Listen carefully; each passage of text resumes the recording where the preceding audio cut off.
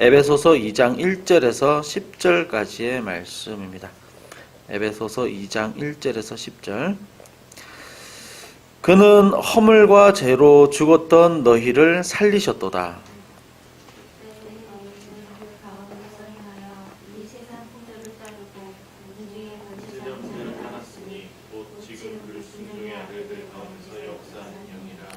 전에는 우리도 다 그 가운데서 우리 육체의 욕심을 따라 지내며 육체와 마음에 원하는 것을 하여 다른 이들과 같이 본질상 진노의 자녀였더니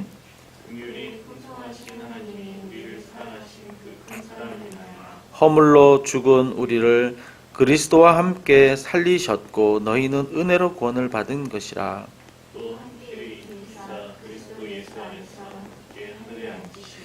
이는 그리스도 예수 안에서 우리에게 자비하심으로써 그 은혜의 지극히 풍성함을 오는 여러 세대에 나타내려 하심이라.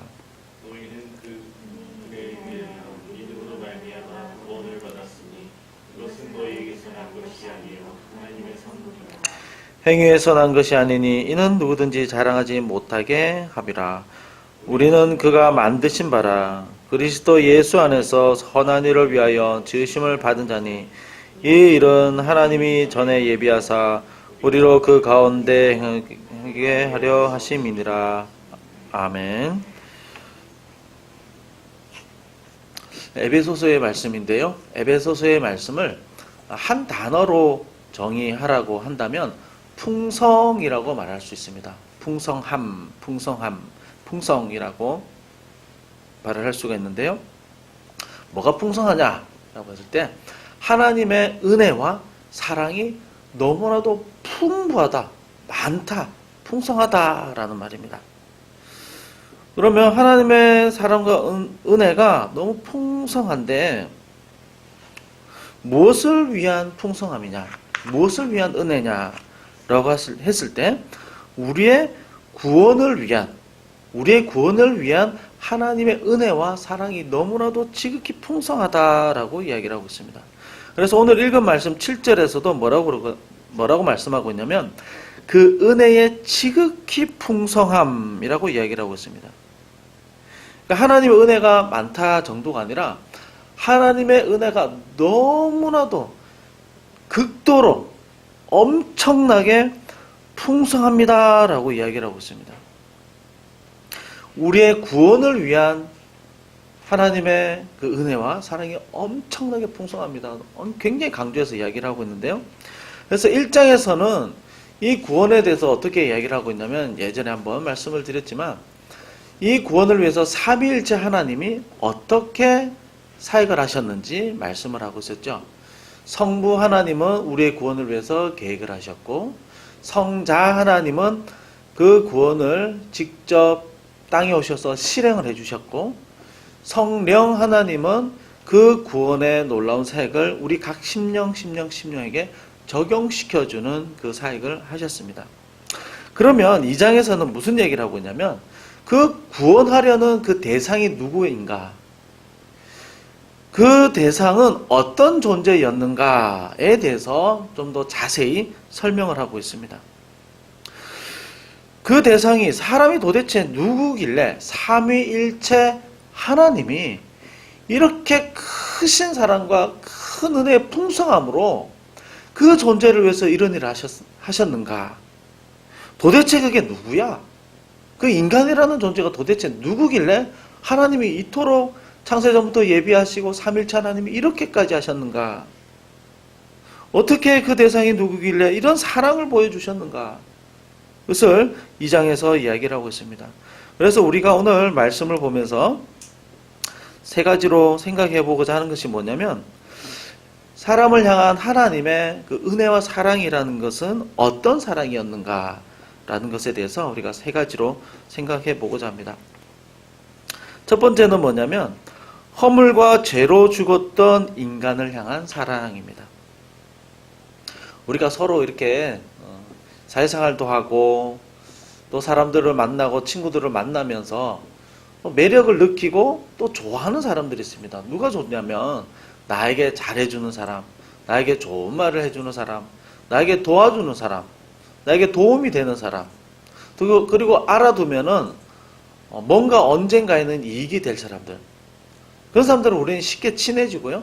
또 좋은 관계들을 유지하려고 합니다. 또 누군가에게 또 내가 좋은 호감 있는 사람이 되기 위해서는 매력이 또 있어야 됩니다. 뭔가 지식적으로나 또 외모적으로나 뭔가 좀 보일 만한 것이 있어야 사람들이 서로 좋아하고 서로 존중하고 또 서로 사랑하는 것이 보통 사람들의 관계입니다. 그런데 하나님의 사랑이라는 것은 어떤 사랑이냐면 그것과 전혀 다른 사랑인 거죠. 전혀 자격이 없는 사람을 향한 사랑입니다. 자격 정도가 아니라 자격이 있고 정도가 없고 정도가 아니라 하나님을 향해서 대적하던 하나님을 너무나도 싫어하던 그런 존재를 향한 사랑입니다. 그래서 우리가 어떤 존재였는가, 우리 인간이라는 존재가 어떤 존재였는가 2절 3절에서 자세하게 말씀을 하고 있는데요. 허물과 죄로 죽었던 1절에서 허물과 죄로 죽었던 이라는 말에 대해서 2절과 3절에서 아주 자세히 설명을 해주고 있습니다. 자, 허물과 죄로 원래 우리가 죽었었습니다. 죽었다 과거형입니다. 허물과 죄로 이미 사망 선고가 내려져서 죽었던 사람들이었는데 그럼 그 사람들이 도대체 무슨 짓을 하고 어떤 일을 했습니까? 라고 했을 때 2절 3절에서 설명을 해주고 있습니다. 자, 2절에서는 어떤 존재였느냐? 세상 풍조를 따랐습니다. 공중 권세 잡은 자를 따랐습니다. 이 공중 권세 잡은 자는 사단을 말하는 겁니다. 우리가 본래 사단을 따라서 살던 사람들이었습니다.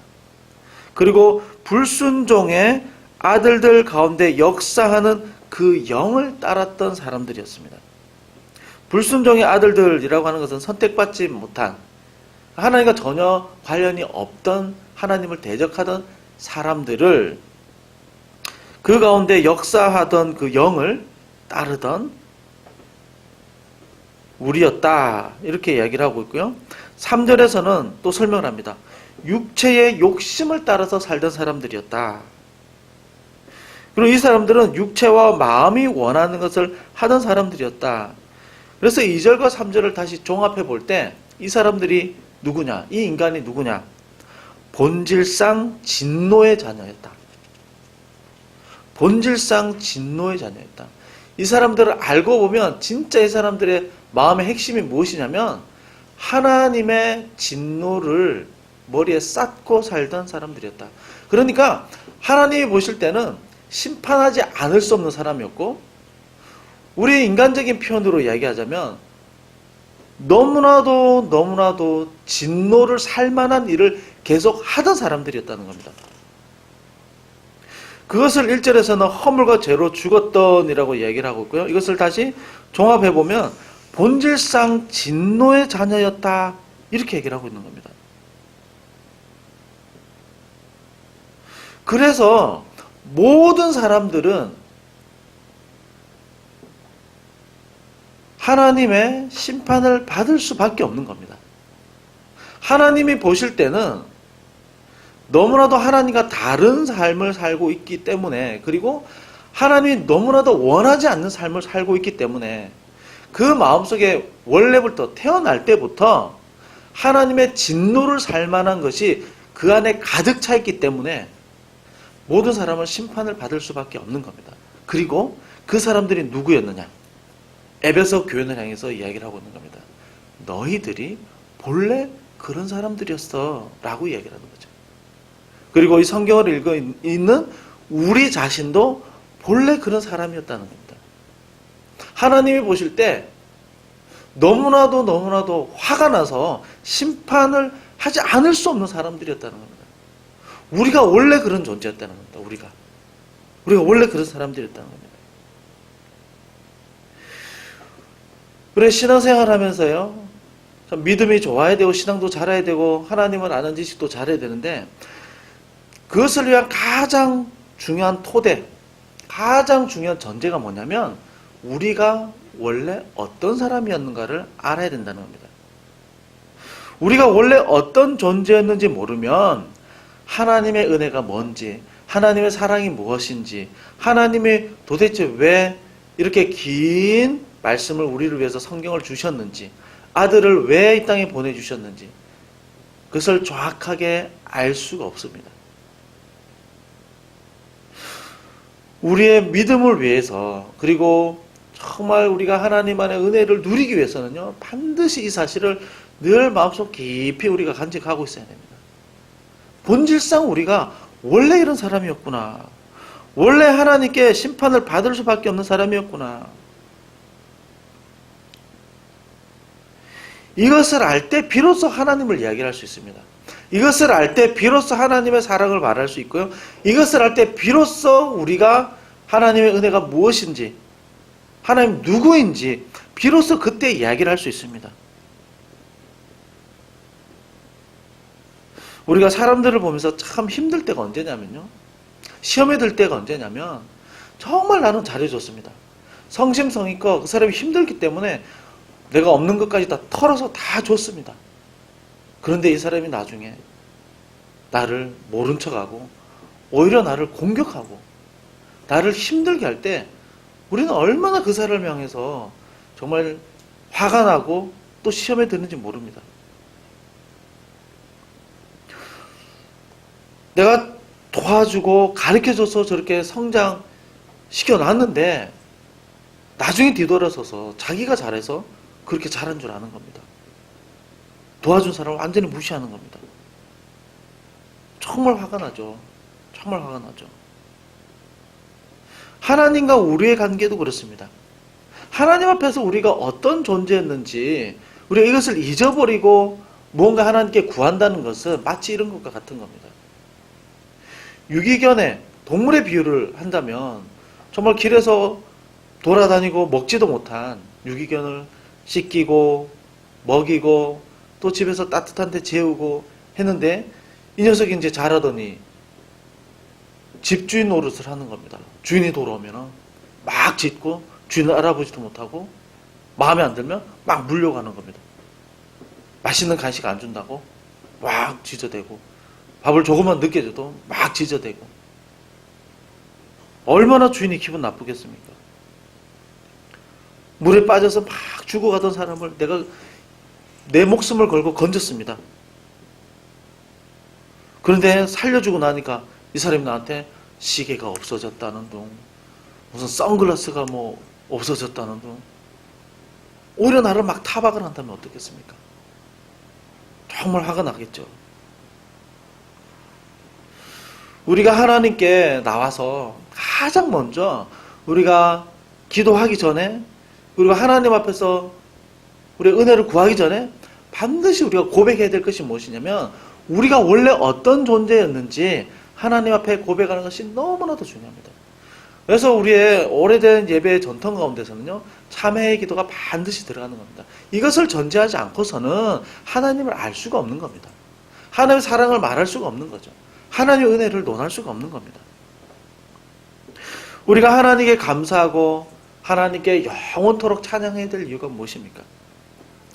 영원히 우리가 하나님께 영광을 돌려야 될 이유가 무엇입니까?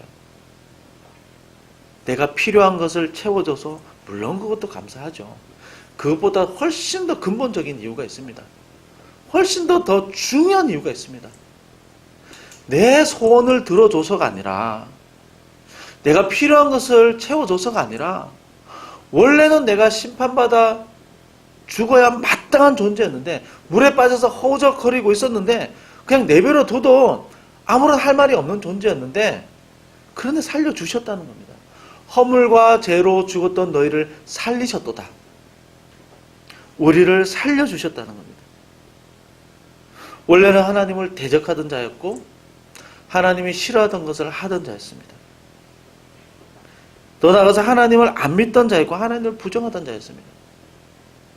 이런 우리를 살려주셨고 예배 가운데 불러주셨고 성령 하나님을 우리 가운데 허락하셔서 기도하게 하시고 하나님의 형상을 따라서 회복될 수 있도록 늘 하나님이 가르쳐 주시고 또 인도해 주시는 것이죠. 우리가 정말 믿음이 깊어지기를 원한다면, 정말 하나님을 알기를 원한다면 우리의 자신의 모습을 더 깊이 볼 수 있어야 합니다. 그래서 사도 바울은 로마서에서요, 그 복음에 대해서 이야기하면서 이렇게 주장을 하죠. 오라 나는 곤고한 자로다. 이 사망의 몸에서 나를 누가 건져내랴. 그 은혜를 알면 알수록 내 안에 있는 그 어둠의 깊음이 보였다는 겁니다. 그래서 사도 바울은 나이가 들면 들수록 하나님 앞에서의 자기 고백이 점점점 더 이 죄인에 대한 각성으로 계속해서 이어지는 거죠. 나는 성도 중에 가장 작은 자다. 사도 중에 가장 작은 자다. 그리고 죽기 전에는 나는 죄인 중에 괴수로다. 이렇게 고백을 하는 거죠. 그러나 하나님은 어떻게 하셨다? 우리를 살려주셨다. 우리는 이 제목 한 가지만으로도 평생 찬양하고 평생 감사하고 평생 영광 돌려드릴 제목으로서 충분합니다. 그럼 두 번째입니다. 인간을 향한 하나님의 사랑은 어떤 사랑인가? 진노의 자녀인 우리를 불쌍히 여기는 사랑입니다. 4절에 보면 긍휼이 풍성하신 하나님이라고 나옵니다. 긍휼이 있는 하나님 정도가 아니라 긍휼이 풍성하신 하나님 이렇게 말씀합니다. 긍휼이라는 것은 무엇이냐면 불쌍히 여긴다라는 겁니다. 구약 성경의 표현을 빌리면 헤세드의 하나님, 그러니까 불쌍히 여기면서 품어주고 인내하고 기다려주는 사랑, 그런 사랑이 구약에서도 긍휼이라고 하는데 헤세드의 사랑, 헤세드의 하나님으로 표현을 합니다. 이 긍휼의 하나님, 헤세드의 하나님이 가장 잘 표현된 성경이 어디냐면 요나서이죠. 요나는 니느웨 사람들이 너무나도 싫었습니다. 이 당시에 정말 잔인한 민족 하면 니느웨 사람들, 아수르 제국의 사람들, 그 중에서도 니느웨 성읍의 사람들이었습니다. 아수르 제국의 수도가 몇 개가 있었는데요. 그 중에 하나가 니느웨였습니다. 그래서 추정하기로는 니느웨 사람들이 이스라엘과 전쟁을 하면서 잔인하게 요나와 관련된 사람들, 친척을 아마 죽였을 것이다. 그리고 잔인하게 사람을 죽이고 포로로 끌고 가서 학살하는 그 벽화나 또 그 내용들이 지금도 역사 가운데 굉장히 많이 남아 있습니다. 하나님이 요나에게 너가 니느웨 가서 회개를 선포하라 했을 때 1장에서부터 요나는 가지 않죠. 정반대로 도망쳐 버립니다. 그러나 코 끌려서 어쩔 수 없이 이제 니느웨를 갔을 때 3일길이나 되는 그 니느웨 성읍을 하루만 돌면서 회개하라. 그렇지 않으면 너희들 하나님의 심판을 받게 될 것이다. 라고 잠깐 회개의 복음을 선포했는데 이 사람들이 다 모두 다 회개를 했죠. 다 돌아왔습니다. 그리고 나서 요나가 4장에 보면 하나님께 분노하고 따지고 아주 하나님을 싫어합니다. 4장 1절에 보게 되면 매우 싫어하고 성내며라고 얘기를 합니다. 그러니까 하나님을 향해서 아주 신랄하게 따지는 거죠. 하나님 왜 저 사람들을 용서해 줬냐는 겁니다. 하나님 난 도대체 이해가 되지 않습니다. 하나님 왜 저런 사람들을 용서해 주십니까? 차라리 나를 죽여주십시오. 요나는 차라리 내가 죽는 게 낫겠다고 얘기를 했습니다. 하나님 저들을 용서해 줄 바에는 차라리 나를 죽여주십시오. 나를 죽여달라고 2번이나 얘기를 합니다. 그러나 하나님은 요나에게 박넝쿨을 주셨다가 다시 벌레를 먹게 하셔서 그걸 사라지게 하시면서 하나님이 니느웨 백성들을 향한 그 마음을 말씀을 하시죠. 니느웨 성읍에 좌우를 분간치 못하는 자가 아이까지 포함됩니다. 12만여 명이요. 육축과 가축들이 많다. 왜 내가 그들을 아끼지 않겠느냐. 아낀다라는 말이 불쌍히 여긴다, 후스라는 말인데요. 하나님이 긍휼히 여기고 불쌍히 여기는 것을 요나를 통해서 너무나도 분명하게 보여준 사건이죠. 불쌍히 여긴다는 것은, 긍휼이라는 것은 그럴 만한 가치가 전혀 없는데 불쌍히 여겨주는 겁니다. 그리고 기다려주는 것이고요. 그들의 변화가 있었을 때 받아들여 주는 겁니다.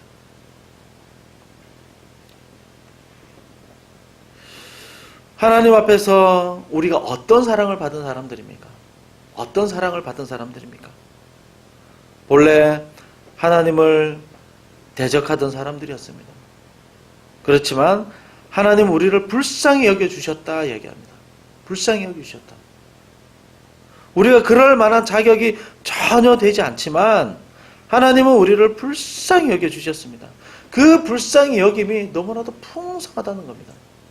그래서 우리가 진멸되지 않고 마땅히 심판받아 진멸되어야 됨에도 불구하고 그럼에도 불구하고 하나님은 기다려주시고 복음을 허락하여 주셔서 우리를 살려주셨다는 겁니다. 이것을 위해서 독생자 아들 예수 그리스도를 이 땅에 보내주신 겁니다.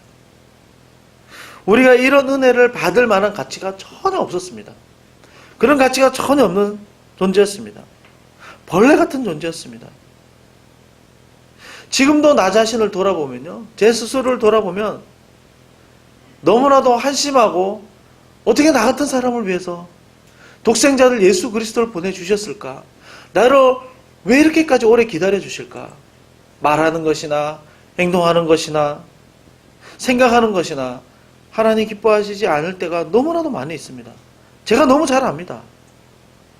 그러나 하나님 앞에 나올 때 하나님 다시 받아주십니다.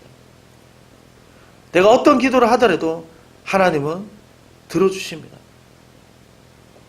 비록 내 안에 지금 잘하는 것이 하나도 없다 하더라도 그럼에도 불구하고 하나님은 지금도 나를 사랑하신다고 말씀하십니다. 이것이 얼마나 놀라운 은혜입니까? 우리는 자세히 살펴보면 하나님 앞에 뭔가 한다고 하지만 사실 하는 게 별로 없습니다. 하나님 앞에 뭔가 의롭고 하나님 보시기에 그럴듯한 것을 기뻐하실 만한 것을 한다고 하지만 사실 우리의 모든 것을 돌이켜보면 우리의 죄와 허물에 비하면 그건 너무나도 작은 것뿐입니다. 그렇지만 이런 우리를 위해서 살려주셨는데요. 누구와 함께 살려주셨습니까? 5절에 보면 예수 그리스도와 함께 우리를 살려주셨다 말씀합니다. 허물로 죽었던 우리를 그리스도와 함께 살리셨고 이렇게 말씀합니다. 왜 우리를 살려주셨을까요? 왜 지금도 우리를 사랑하실까요? 왜 우리에게 이런 은혜를 베풀어 주셨을까요? 우리 안에는 그럴 만한 자격이 하나도 없습니다.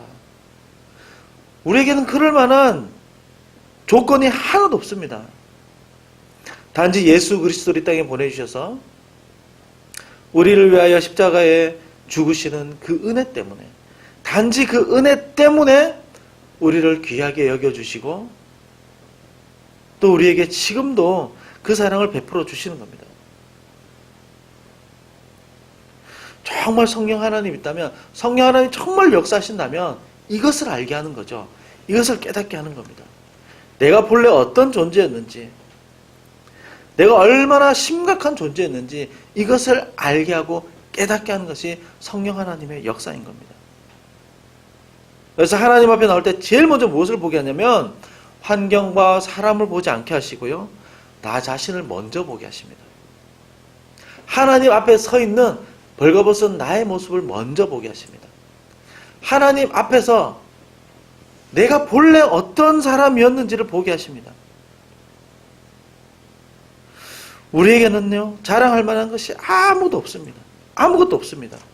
하나님 앞에 내세울 만한 것이 아무것도 없습니다. 단 한 가지도 없습니다. 그래서 이 하나님의 은혜와 사랑에 대해서, 그 은혜와 사랑 때문에 구원받은 것에 대해서요, 우리가 조건을 내세울 만한 것도 하나도 없고요, 9절에 따르면 우리의 행위와 우리의 의로움에서 나온 것이 절대로 아니라고 말씀하고 있습니다. 9절에서 이렇게 말씀합니다. 행위에서 난 것이 아니니 이는 누구든지 자랑하지 못하게 함이라. 행위에서 난 것이 아니니 이는 누구든지 자랑하지 못하게 함이라. 행위에서 우리 어떤 의로운 착한 일이나 하나님 앞에서의 공의로운 일이나 또 나의 노력으로 내세울 만한 뭔가 자랑거리나 나의 신앙적인 종교적인 열심이나 이런 행위가 절대로 아니라는 겁니다. 이것 때문에 우리를 구원한 것이 절대로 아니라는 겁니다. 왜 그랬느냐? 누구든지 하나님 앞에서 자랑하지 못하게 하려고. 하나님 앞에 서서, 그리고 우리가 신앙생활하면서 믿음으로 살아가면서 우리가 자랑할 만한 것이 하나도 없도록 하기 위해서. 내가 이 정도로 말씀을 많이 봤어. 내가 이 정도로 신학 공부를 많이 했어. 이거는 절대로 자랑거리가 되지 않는다는 겁니다. 내세울 만한 조건이 하나도 되지 않는다는 겁니다.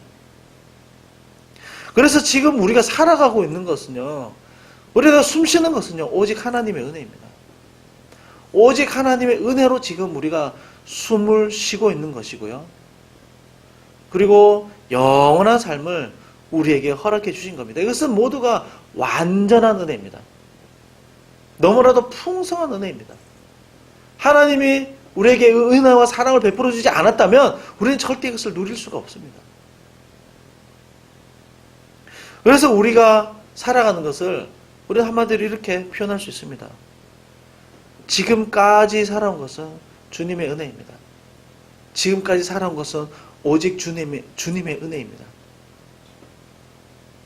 오직 하나님의 은혜입니다. 제가 재작년부터 제 책상에 액자를 원래 잘 안 그러는데 액자를 하나 붙여놓은 게 있습니다.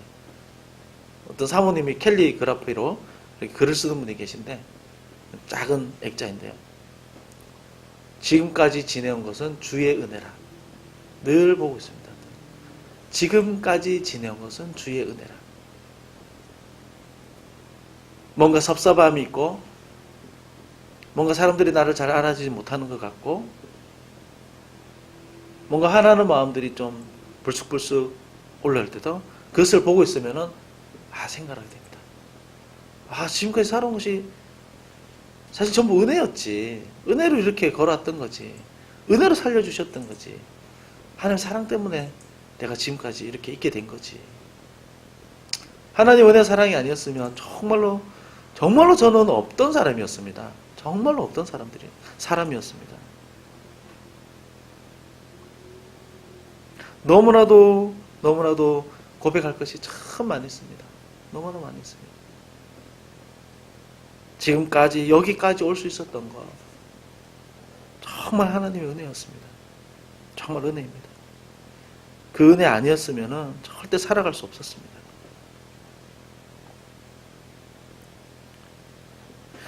이 고백이 있을 때, 진실로 이 고백이 있을 때 어떤 역사들이 일어납니까? 세 번째입니다. 하나님의 사랑은 어떤 사랑인가? 하나님의 형상을 회복시켜주는 사랑입니다. 자, 10절에 보면 이렇게 이야기합니다. 우리는 그가 만드신 바라 그리스도 예수 안에서 선한 일을 위하여 지으심을 받은 자니라고 이야기를 합니다. 그의 만드신 바라, 이게 무슨 말이냐면 우리는 그의 만드신 바라, 만드신 바, 포이에마라는 말인데요. 포이에마라는 말은 자주 상표나 아니면은 자주 사용되는 이렇게 말인데요. 작품이라는 말입니다. 작품. 포이에마, 작품. 참 좋은 말인데요. 이것은 그냥 돌을 깨서 가다듬는 그런 작품을 말하는 것이 아니라 망가졌는데, 부셔졌는데 그것을 회복시켜서 다시 완성한 작품을 말하는 겁니다. 다 부시지고 쓸모가 없는데, 아무짝에 쓸모가 없는데 회복시켜 주신, 원래의 형상대로 만들어 주신 그런 작품을 말하는 겁니다. 하나님이 우리를 지금까지 만들어 오셨다는 겁니다. 우리는 하나님의 작품인데요. 하나님께서 우리가 인정하든 인정하지 않든 계속해서 만들어가고 있는 작품이라는 겁니다. 이렇게 이쁘게 만들어서 뭐 하려고요? 그리스도 예수 안에서 선한 일을 위하여 지으심을 본래 받았던 사람인데 이것을 다시 행하도록 하기 위해서. 선한 일이라고 한 것은 하나님의 형상을 말하는 거죠. 조금 전에 소리에서도 봤듯이 거룩함과 의로움과 또 사랑 많음과 이런 하나님의 선을 다시금 행할 수 있도록 행할 수 있도록 새롭게 만들어가는 것을 이야기를 하는 겁니다. 우리는 본래요, 우리 존재는 깨졌던 존재였습니다. 부셔졌던 존재였습니다. 우리는 이것을 너무나도 잘 기억해야 됩니다. 순간순간 우리는 늘 어떻게 생각하게 되냐면, 나는 원래 괜찮은 사람이었는데 조건이 뭐가 안 맞아서, 환경이 안 좋아서 나는 지금 이렇게 된 거야. 나는 원래는 되게 괜찮아서 아주 훌륭했어. 그러나 내가 이런 여건 때문에 내가 지금 안 좋아진 거야. 이렇게 생각할 때도 있습니다. 그러나 우리는 이 말씀을 통해서 볼 때 우리가 생각했던 것보다 훨씬 더 안 좋은 상태였습니다. 더 망가진 존재였습니다. 그러나 하나님이 우리를 지금 만들어가고 있는 중인 겁니다. 포에마, 작품으로 만들어가고 있다는 거죠. 이 말씀을 가만히 생각하면서 한 가지 떠오르는 작품이 있었습니다. 하나 보여드릴게요. 긴스기라는 깨진 작품을 다시 원상으로 회복하면서 새로운 작품을 만드는 장르인데요. 크레가트라고도 하고 또 일본에서는 긴스기라고 하는데 한번 보여드릴게요. 그릇이 깨졌습니다. 그런데 저 틈을 금으로 메우는 거죠. 금으로 메우면서 버려야 되는 그릇이었지만 더 훌륭한 작품으로 다시 태어나는 겁니다. 또 다른 거 보여드릴게요. 다 깨진 그릇이었습니다. 박살난 그릇이었습니다. 그러나 저 사이를 황금으로 메우면서 더 이쁜 작품으로 태어나게 된 거죠. 깨져서 원래는 쓸모없고 버려야 되는, 아무짝에도 쓸 수 없는 그런 그릇이었습니다. 그러나 너무나도 뛰어난 예술가의 손을 거치면서 저 틈 사이를 황금으로 메우고 또 다른 귀중한 보석으로 메우면서 더 아름다운 작품으로 다시 태어나게 된 거죠. 이 작품이 바로 허물과 죄로 죽었던 우리를 살리셨고요. 그리고 우리를 만들어가고 있는 하나님의 은혜와 역사를 보여주는, 너무나도 잘 보여주는 작품이라고 생각합니다.